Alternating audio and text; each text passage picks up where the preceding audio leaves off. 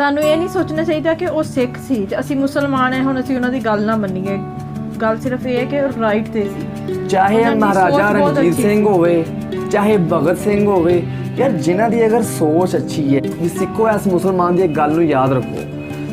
ਤੁਸੀਂ ਪੂਰੀ ਦੁਨੀਆ ਦੇ ਵਿੱਚ ਜਾਓ, ਜਾ ਕੇ ਲੰਗਰ ਲਾਓ, ਤੁਸੀਂ ਪੂਰੀ ਦੁਨੀਆ ਦੇ ਵਿੱਚ ਜਿੱਥੇ ਮਰਜ਼ੀ ਜਾਓ, ਜੋ ਮਰਜ਼ੀ ਕਰੋ। ਲੋਕ ਤੁਹਾਨੂੰ, ਤੁਸੀਂ ਅੰਮ੍ਰਿਤ ਵੇਲੇ ਉੱਠੋ, ਤੁਸੀਂ ਜੋ ਮਰਜ਼ੀ ਕਰੋ, ਲੋਕਾਂ ਨੂੰ ਤੁਹਾਡਾ ਕੋਈ ਭਾਰ ਨਹੀਂ ਹੈ। ਮੁਸਲਮਾਨਾਂ ਨੂੰ, ਪੂਰੀ ਦੁਨੀਆ ਨੂੰ ਤੁਹਾਡਾ ਕੋਈ ਭਾਰ ਨਹੀਂ ਹੈ। ਜਦੋਂ ਤੁਸੀਂ ਸਿਸਟਮ ਦੀ ਗੱਲ ਕਰੋਗੇ, ਜਦੋਂ ਤੁਸੀਂ ਖਾਲਸਾ ਰਾਜ ਦੀ ਗੱਲ ਕਰੋਗੇ, ਜਦੋਂ ਤੁਸੀਂ ਹੱਕ ਵਾਲੇ ਸਿਸਟਮ ਜਿਹਦੇ ਵਿੱਚ ਗਰੀਬ ਨੂੰ ਵੀ ਬਰਾਬਰ ਦਾ ਇਨਸਾਫ ਮਿਲੇ, ਅਮੀਰ ਨੂੰ ਵੀ ਬਰਾਬਰ ਦਾ ਇਨਸਾਫ ਮਿਲੇ, ਜਦੋਂ ਤੁਸੀਂ ਉਹ ਸਿਸਟਮ ਦੀ ਗੱਲ ਕਰੋਗੇ ਤਾਂ ਲੋਕ ਤੁਹਾਨੂੰ ਆਤੰਕਵਾਦੀ ਕਹਿਣਗੇ। अस्सलाम वालेकुम व्यूअर्स। भगत सिंह ਦੇ ਬਾਰੇ ਪਾਕਿਸਤਾਨੀਆਂ ਨੂੰ ਪਤਾ ਹੀ ਨਹੀਂ ਹੈ ਕਿ ਕੌਣ ਹੈ। ਅੱਜ ਦੀ ਵੀਡੀਓ ਪਾਕਿਸਤਾਨੀ ਇਸ ਵੀਡੀਓ ਨੂੰ ਲਾਜ਼ਮੀ ਦੇਖਣ ਤੇ ਸਾਨੂੰ ਵੀ ਨਹੀਂ ਪਤਾ ਕਿ ਭਗਤ ਸਿੰਘ ਕੌਣ ਹੈ। ਇੱਕ ਬੜਾ ਵੱਡਾ, ਇੱਕ ਸੁਣਨ ਵਿੱਚ ਆਇਆ ਕਿ ਬੜਾ ਵੱਡਾ ਇੱਕ ਸ਼ਹੀਦ, ਬੜਾ ਵੱਡਾ ਇੱਕ ਬੜੀ ਵੱਡੀ ਸੋਚ ਰੱਖਣ ਵਾਲਾ ਇੱਕ ਬੰਦਾ ਗੁਜ਼ਰਿਆ ਵਾ। ਪਹਿਲੇ ਆਪਾਂ ਵੀਡੀਓ ਦੇਖਾਂਗੇ, ਉਸ ਤੋਂ ਬਾਅਦ ਫਿਰ ਆਪਾਂ ਰਿਐਕਟ ਕਰਾਂਗੇ। WhatsApp ਹੁੰਦੇ ਆ, Instagram ਹੁੰਦੇ ਆ, Facebook ਹੁੰਦੇ ਆ।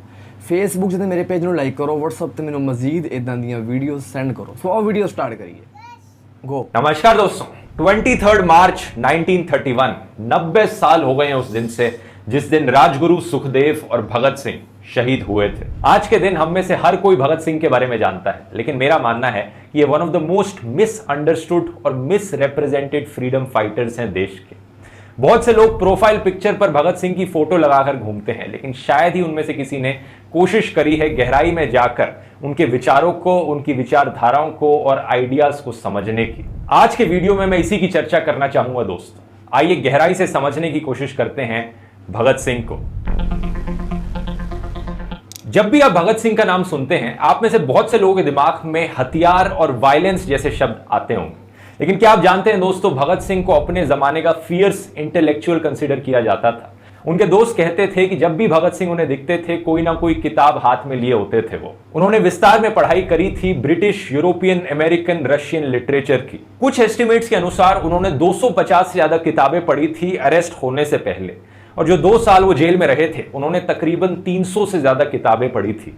और ना सिर्फ किताबें पढ़ने के लिए, बल्कि भगत सिंह को अपने लेख के लिए भी जाना जाता था, अपनी राइटिंग के लिए। उनके आर्टिकल्स छपते थे कीर्ति, अकाली, वीर अर्जुन और प्रताप जैसी मैगजीन्स में। उस जमाने की मैगजीन्स हुआ करती थी।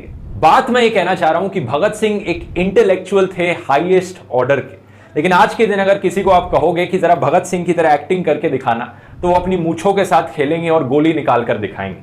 लेकिन क्या आप जानते हैं, भगत सिंह ने यह कहा था, बम और पिस्तौल से क्रांति नहीं आती, क्रांति की तलवार विचारों की शान पर तेज होती है। लेकिन आज के दिन लोग आइडियाज की, विचारों की बात ही कहां करते हैं। लोग तो बड़े खुश हैं एक इंटेलेक्चुअल रेवोल्यूशनरी को ट्रिगर हैप्पी रेबल की तरह दिखाने में। इसीलिए आज के इस वीडियो में दोस्तों मैं इनके 3 बड़े विचारों को आपके सामने रखना चाहूंगा। 3 बड़ी आइडियोलॉजी जो भगत सिंह की रही थी: सोशलिज्म, एथिज्म और इंटरनेशनलिज्म। आज दी वीडियो बड़ी ज्यादा इंटरेस्टिंग है। Bhagat Singh Karl Marx, Lenin और सोशलिज्म की विचारधाराओं से बहुत प्रभावित थे। उन्हें दर्द होता था जब वो देखते थे कि कैसे किसानों को, मजदूरों को, फैक्ट्री वर्कर्स को ट्रीट किया जाता है सोसाइटी के द्वारा।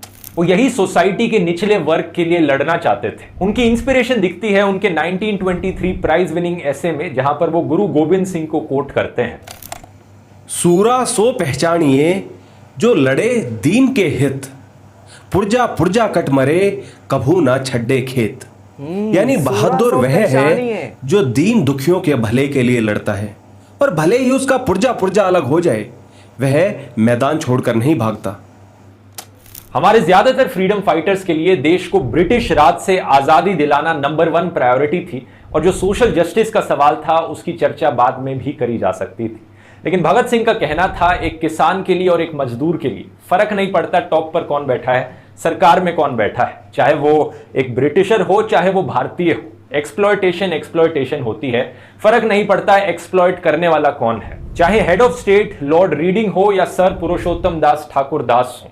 किसानों और मजदूरों की जिंदगी में कोई बदलाव नहीं आएगा अगर एक्सप्लॉयटेशन चलती रहेगी तो। अपने फरवरी 1931 के मैसेज में भगत सिंह कहते हैं कि पॉलिटिकल रेवोल्यूशन एक इंडिस्पेंसेबल प्री कंडीशन है, लेकिन अल्टीमेट ऑब्जेक्टिव है सोशलिस्ट रेवोल्यूशन।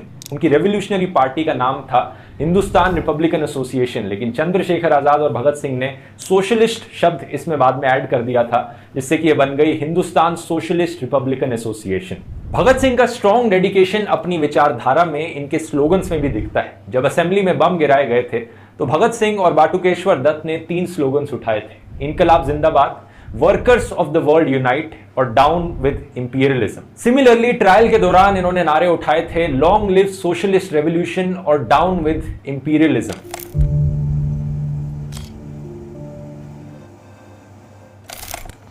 अयम निजय परो वेति गणना लघु चेतसाम उदार चरितानाम तु वसुधैव कुटुंबकम।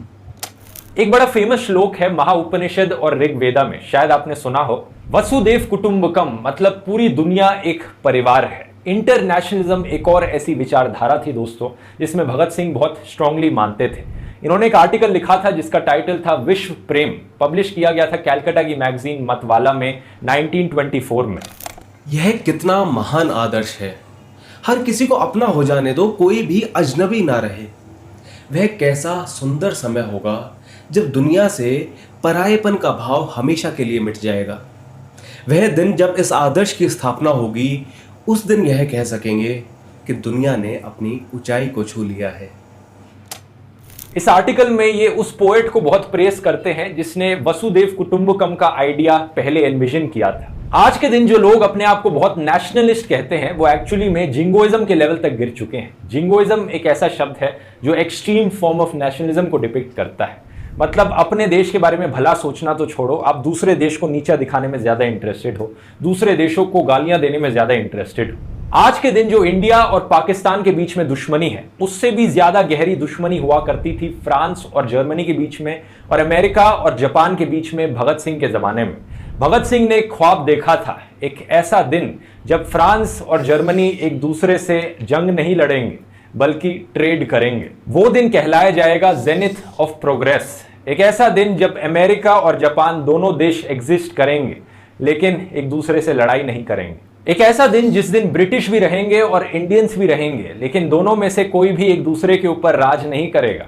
1928 में भगत सिंह ने एक आर्टिकल लिखा था कीर्ति मैगजीन में जिसका टाइटल था नए नेताओं के अलग अलग विचार, जिसमें वो 2 लीडर्स की बात करते हैं, सुभाष चंद्र बोस और जवाहरलाल नेहरू, जो कि 2 नए लीडर्स थे, इमर्ज कर रहे थे इंडिया में उस वक्त। इन दोनों ने जो स्पीचेस दी थी बॉम्बे में, उस पर भगत सिंह अपने कमेंट्स देते हैं। भगत सिंह सुभाष चंद्र बोस को एक इमोशनल बंगाली करके पुकारते हैं और कहते हैं ये एक ऐसे इंसान हैं जो रोमांटिसाइज कर रहे हैं इंडिया की ब्यूटी को, कि इंडिया कितना महान हुआ करता था पुराने जमाने में। भगत सिंह इसे सेंटिमेंटैलिटी करके डिसमिस कर देते हैं और नेहरू के रैशनल व्यूज से उसे कॉन्ट्रास्ट करते हैं। पंडित जवाहरलाल कहते हैं जिस देश में जाओ वही समझता है कि उसका दुनिया के लिए एक विशेष संदेश है। इंग्लैंड दुनिया को संस्कृति सिखाने का ठेकेदार बनता है। भगत सिंह नेहरू की इस राय से सहमत थे कि अगर हमारी लॉजिकल अंडरस्टैंडिंग में हमें कुछ सही नहीं लगता है तो हमें उसे फॉलो नहीं करना चाहिए, चाहे वो वेदास और कुरान में भी क्यों ना लिखा गया हो। अपने 1927 में लिखे गए article religious rights and their solution में भगत सिंह बात करते हैं इगैलिटेरियनिज्म की। दुनिया के सभी गरीब लोग जिस भी जाति, नस्ल, धर्म या देश के हों, सभी के वही अधिकार हैं। ये तुम्हारे फायदे में है कि धर्म, रंग, नस्ल और राष्ट्रीयता को लेकर भेदभाव बंद हो सके और सरकार की पावर तुम्हारे हाथों में हो।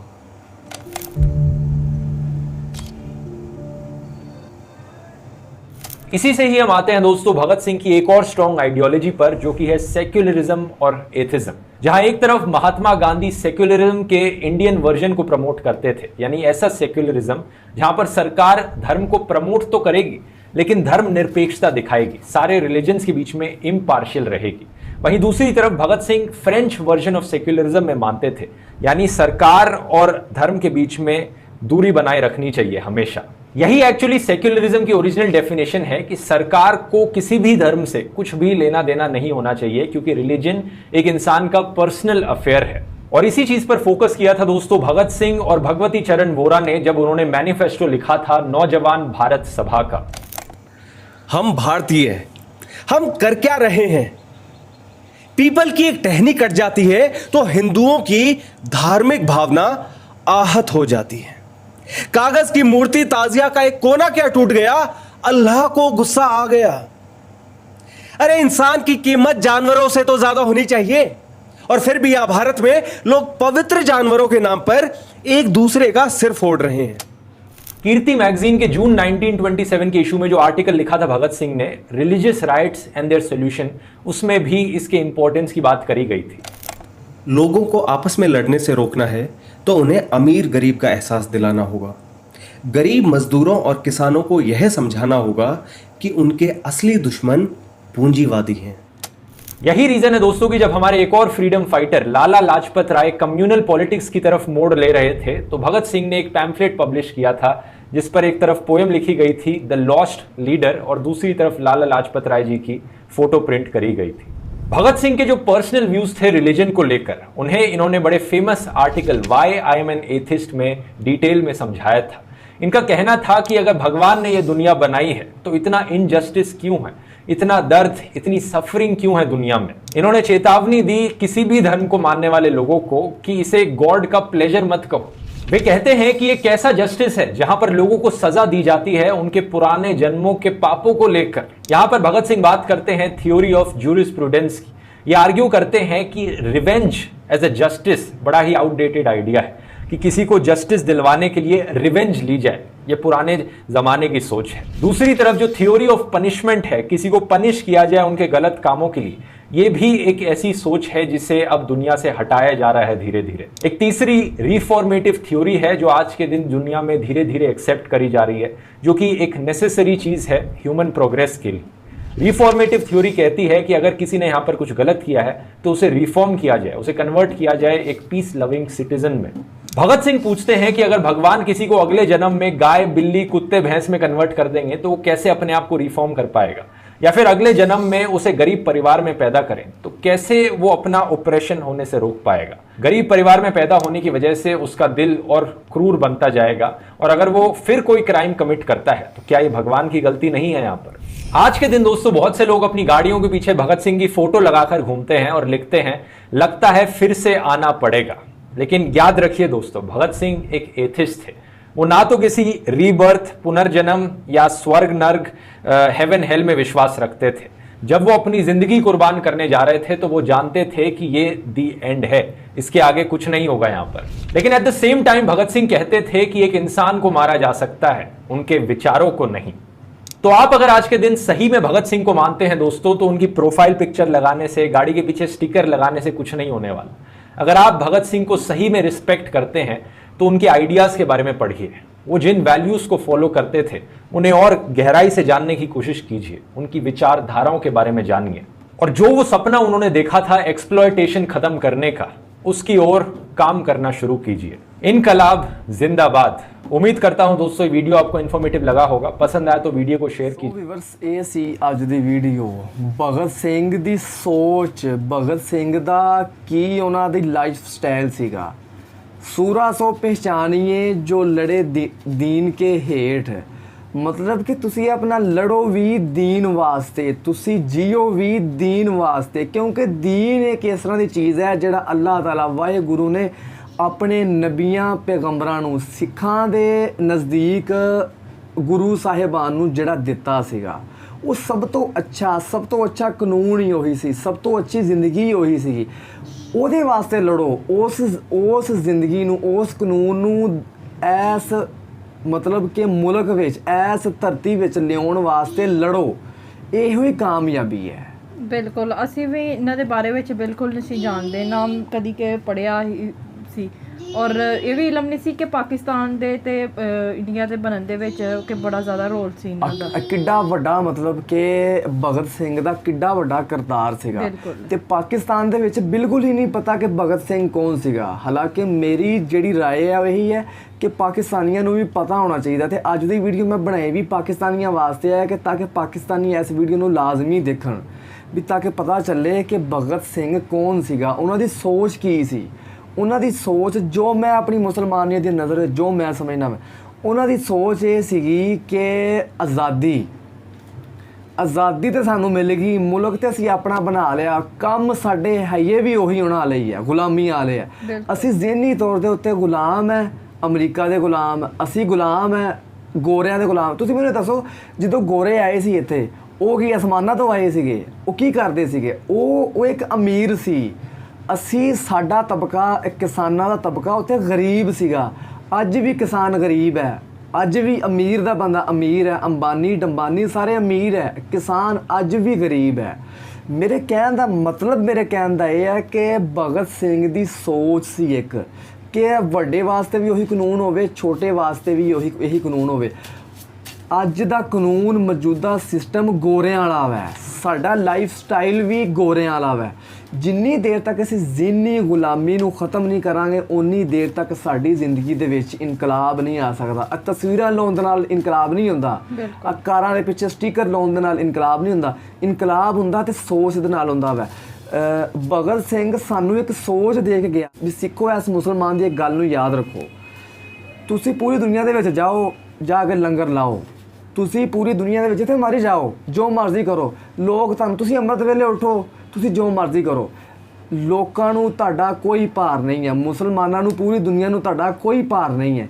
ਜਦੋਂ ਤੁਸੀਂ ਸਿਸਟਮ ਦੀ ਗੱਲ ਕਰੋਗੇ, ਜਦੋਂ ਤੁਸੀਂ ਖਾਲਸਾ ਰਾਜ ਦੀ ਗੱਲ ਕਰੋਗੇ, ਜਦੋਂ ਤੁਸੀਂ ਹੱਕ ਵਾਲੇ ਸਿਸਟਮ ਜਿਹਦੇ ਵਿੱਚ ਗਰੀਬ ਨੂੰ ਵੀ ਬਰਾਬਰ ਦਾ ਇਨਸਾਫ ਮਿਲੇ, ਅਮੀਰ ਨੂੰ ਵੀ ਬਰਾਬਰ ਦਾ ਇਨਸਾਫ ਮਿਲੇ, ਜਦੋਂ ਤੁਸੀਂ ਉਹ ਸਿਸਟਮ ਦੀ ਗੱਲ ਕਰੋਗੇ ਤਾਂ ਲੋਕ ਤੁਹਾਨੂੰ ਆਤੰਕਵਾਦੀ ਕਹਿਣਗੇ। ਅੱਜ ਸਾਨੂੰ ਵੀ ਉਹਨਾਂ ਦੀਆਂ ਗੱਲਾਂ ਤੇ ਅਮਲ ਕਰਨਾ ਚਾਹੀਦਾ, ਔਰ ਆਪਣੀ ਜ਼ਿਹਨ ਤੇ ਜਿਹੜੇ ਕਿ ਗੁਲਾਮੀ ਦੀ ਜ਼ੰਜੀਰਾਂ ਸੀ ਬੰਦੀਆਂ ਹੋਈਆਂ, ਉਹਨਾਂ ਨੂੰ ਵੀ ਤੋੜ ਦੇਣਾ ਚਾਹੀਦਾ ਵੈ। ਬਿਲਕੁਲ ਸਹੀ। ਅਸੀਂ ਹਜੇ ਤੱਕ ਉਹਨਾਂ ਦੀ ਗੁਲਾਮੀ ਵਿੱਚ ਆ ਕਿ ਅਸੀਂ ਉਹਨਾਂ ਦੀ ਜ਼ੁਬਾਨ ਨੂੰ ਹਜੇ ਤੱਕ ਆਪਣੇ ਸਕੂਲਾਂ ਚ ਲਿਬਾਸ ਪਾਉਣਾ ਮੈਂ ਗੋਰਿਆਂ ਵਾਲਾ, ਵੈਸਟਰਨ ਡਰੈਸ ਪਹਿਨਦੇ ਹਰ ਕੋਈ, ਰਾਤ ਨੂੰ ਸੋਣਾ ਮੈਂ ਗੋਰਿਆਂ ਵਾਲਾ, ਬਿਲਕੁਲ ਸਵੇਰੇ ਉੱਠਣਾ ਮੈਂ ਅਮਰੀਕਾ ਵਾਲਾ।